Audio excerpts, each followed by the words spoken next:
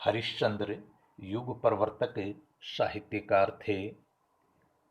इन्होंने अंधेर नगरी नामक प्रहसन की रचना की। इसका उद्देश्य राज्य में व्याप्त दोषपूर्ण व्यवस्था, अराजकता आदि से परिचित कराकर लोगों में स्वस्थ चारित्रिक गुणों का विकास करना और उनका मनोरंजन करना उद्देश्य रहा है। इस प्रहसन में कुल 6 अंक हैं जो बहुत ही छोटे हैं। इनको हम दृश्य भी कह सकते हैं। आज हम अंधेर नगरी की नाट्य कला पर विचार करेंगे। मैं डॉक्टर राजेंद्र सिंह, सह आचार्य राजकीय कला महाविद्यालय शिक्कर। देखिए, अंधेर नगरी लोक कथा पर आधारित एक प्रहसन है। इस प्रहसन में लेखक ने जाति प्रथा, समाज व्यवस्था और सामंती परिवेश तथा शासकों एवं सामंतों की खुशामदी पर तीखा प्रहार किया है। डॉक्टर रामविलास शर्मा कहते हैं, अंधेर नगरी राज्य अंग्रेजी राज्य का ही दूसरा नाम है।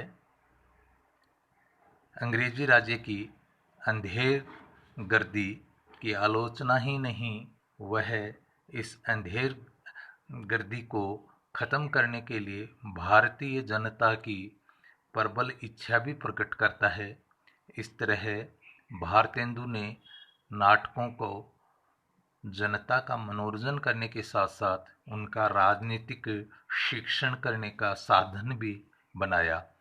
इसके गीत हास्य भरे वाक्य लोगों की जबान पर चढ़ गए हैं और भारतेंदु की प्रहसन कला यहाँ अपने चरमोत्कर्ष पर दिखाई देती है। अंधेर नगरी प्रहसन नाट्य कला। नंबर 1, कथा वस्तु। कथा वस्तु को क्रमानुसार 5 भागों में रखा जा सकता है। पहला शीर्षक, दूसरा आरंभ, तीसरा विकास, चौथा चरमोत्कर्ष और अंत में अवसान यानी अंत। शीर्षक में आकर्षकता, उत्सुकता के साथ साथ केंद्रीय विचार की झलक भी मिलनी चाहिए। आलोच्य प्रहसन के शीर्षक। अंधेर नगरी में राज्य में व्याप्त अराजकता और अव्यवस्थित शासन तंत्र का व्यंग्यपूर्ण चित्रण देखने को मिलता है और स्पष्ट ऐसे संकेत भी मिलते हैं। अंधेर नगरी का शासक मूर्ख राजा है। तदनुसार उसकी शासन व्यवस्था है। प्रहसन का पूरा नाम अंधेर नगरी चौपट राजा टके शेर भाजी टके शेर खाजा है।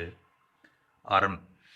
प्रहसन का आरंभ 2 या अधिक पात्रों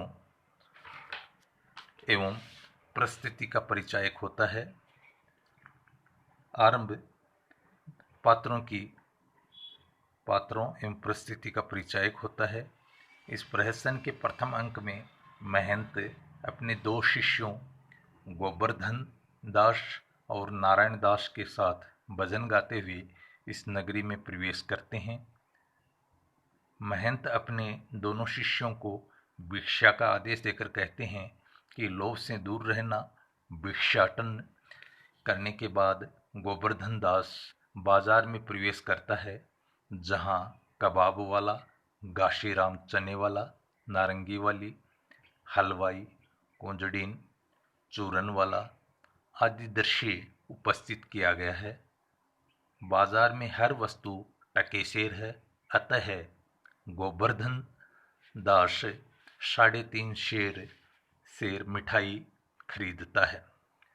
एकांकी या प्रहसन में कथा का विकास पात्रों के संघर्ष और घटनाओं से निर्मित होता है। अंधेर नगरी प्रहसन में गोवर्धन दास द्वारा नगरी की प्रशंसा करने पर महंत को भविष्य में अनिष्ट की आशंका होती है और वे कहते हैं कि सेंत सेंत सब एक से, जहाँ कपूर कपाश, ऐसे देश कुदेश में कभू न कीजिए वास। गोवर्धन दास उसी नगरी में ठहर जाता है तथा महंत अपने दूसरे शिष्य नारायण दास के साथ निकल जाते हैं। चतुर्थ अंक में राजसभा का दृश्य है। अनेक अटपटी घटनाओं के पश्चात राज दरबार में एक फरियादी आता है, जिसकी बकरी कल्लू बनिए की दीवार गिरने से मर गई है। इस अन्याय के लिए जवाबदेही क्रमशः है कल्लू बनिया, कारीगर, सुनने वाला, भिस्ती, कसाई, गडरिया और कोतवाल का दंड दिए जाने के लिए बुलाए जाते हैं। अंत में धूमधाम से सवारी निकालने के कारण कोतवाल को दोषी ठहराया जाता है और फांसी के लिए लाया जाता है, किंतु फांसी का फंदा आवश्यकता से बड़ा होने के कारण मोटे आदमी की खोज की जाती है। चरमोत्कर्ष। यहाँ कथा चरमोत्कर्ष को पहुँचती है। कथा का रहस्य खुलने लगता है या फल या लक्ष्य की प्राप्ति हो जाती है। 5वें अंक में 4 सिपाही गोवर्धन दास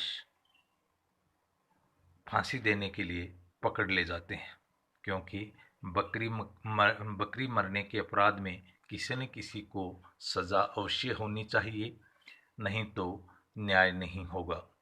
गोवर्धन दास ने आकस्मिक विपत्ति में करुण कीर्तन करते हुए गुरु को याद किया। अवसान। चरमोत्कर्ष के पश्चात शीघ्रातिशीघ्र प्रहसन या एकांकी का अंत होना चाहिए, जिससे पाठकों, दर्शकों, प्रेक्षकों पर उसका प्रभाव स्थायी बना रहे। आलोच्य प्रहसन में महंत जी आ जाते हैं। उपदेश के बहाने महंत गोवर्धन दास को कान में कुछ समझाते हैं और उसके बाद दोनों परस्पर फांसी पर चढ़ने के लिए लड़ने पर उतारू हो जाते हैं। राजा द्वारा रहस्य पूछने पर महंत राजा से कहता है, इस समय ऐसी साइत है कि जो मरेगा सीधा बैंकुट जाएगा। गुरु की इस बात पर कोतवाल और मंत्री आपस में लड़ने लगते हैं। राजा बीच में हस्तक्षेप करते हुए कहता है कि राजा के आश्रा और कौन बैंकुट जा सकता है, यानी राजा के रहते हुए दूसरा बैंकुट कौन जा सकता है। हमको फांसी चढ़ाओ जल्दी जल्दी। मूर्ख राजा फांसी पर स्वयं चढ़कर उपहास का पात्र बनता है और संपूर्ण प्रहसन हास्य की सृष्टि करता है।